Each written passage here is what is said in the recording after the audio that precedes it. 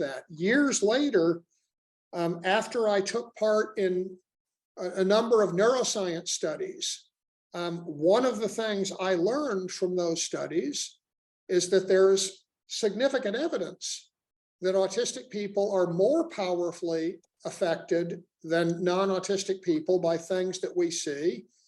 However, we give less outward evidence of that. So what's interesting is in some studies, autistic people might see on a film somebody scraping their knee or somebody cutting their hand when slicing an apple or something. And the autistic person might have no facial reaction to that at all when the camera's looking at them.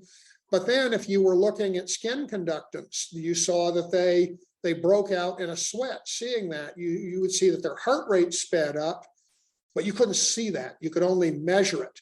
And so some of these studies found that autistic people had powerful inner reactions even when nothing was visible.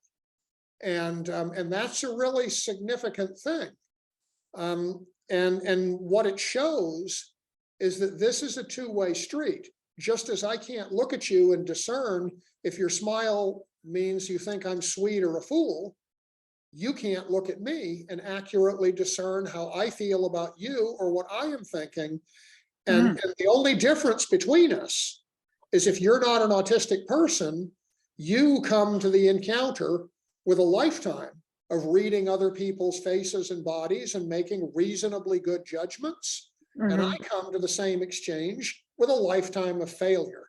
So you and I see it very differently, but we are in fact both disabled trying to engage each other.